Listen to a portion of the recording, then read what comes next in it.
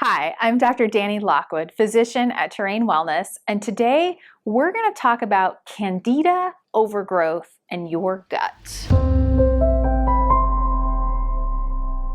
So first, let's talk about what is Candida. Here's my amazing drawing of Candida albicans, which is a very common form of Candida that is found in an overgrowth quality in the body.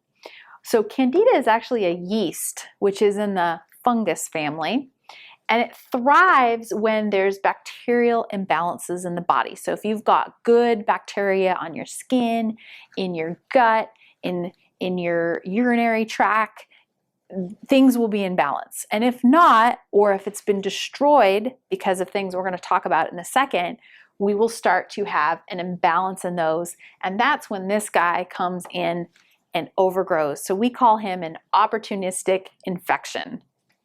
All right, so what are some signs that you have Candida overgrowth? Well, rashes, they're usually pretty irritating. Headaches, chronic headaches, gut issues, sinus infections, urinary tract infections or yeast infections, joint pain. So those are some things that might come up. There's a bunch of other signs, but those are probably the most common ones. So when we have an overgrowth situation, what causes that? One of the first things I think of is antibiotics. Remember that a lot of the meats, the conventional meats that we eat, contain a lot of antibiotics. Another thing to think about is birth control, especially the pill, really messes with the gut bacteria. Other medications will do it too. There's a whole slew and a list, but the one that comes to mind is birth control. Alcohol is very fermented, especially your beers and your wines, and so it leads to an excess of yeast overgrowth, and plus it really messes with the blood sugar, which goes to the next point, high carbohydrate and sugar, especially those white flours and things like that. And this runs really high, these Candida infections, in people who have diabetes. We also want to look at high stress levels. Again, when you're under a lot of stress, your gut's not working correctly, you maybe start eating a little bit more of these and drinking a little bit more of these, and that can definitely lead to an overgrowth of Candida. So what do we want to do?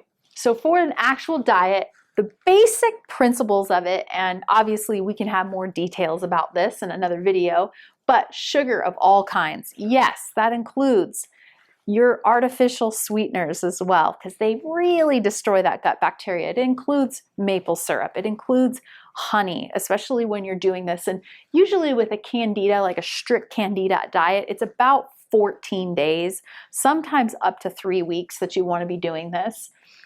Alcohol, especially beer and wine, those are very highly fermented. Gluten and simple carbohydrates, again, white pastas, breads, crackers, even those gluten-free bagels are really high in sugar and high in carbohydrates. So when we're dealing with Candida, that's a whole other story. Cheeses contain mold. Mold is in the yeast and fungi family, so we want to avoid things that help us grow more of those things. And also fermented foods, which are usually pretty good for most people in the gut, but when we have a Candida overgrowth situation, we want to highly limit fermented foods and pickled foods and things like that. And we want to be really specific about the type of probiotics that we're putting in the system. So what can we do? So what we want to eat is things like fish and eggs. Garlic is really good at killing off Candida. Some people can't handle it in their gut, so check with your doc or your nutritionist with that. Lemon is really fantastic. Ginger, teas are great. Bone broths, green vegetables. All of these are really simple, easy to digest foods and very, very low in sugar, so it helps with that fermentation process. Also, some women will actually get Candida in the breasts, they'll get it in the underwear, things like that. Always wash with hot water and add just a simple white vinegar or an apple cider vinegar to your clothes washing. And I like the essential oils. There's 3 of them that I love that are very antifungal. Grapefruit, which contains caprylic acid, which is super good at killing off fungus, germs, viruses, all kinds of things. Lemon is another one.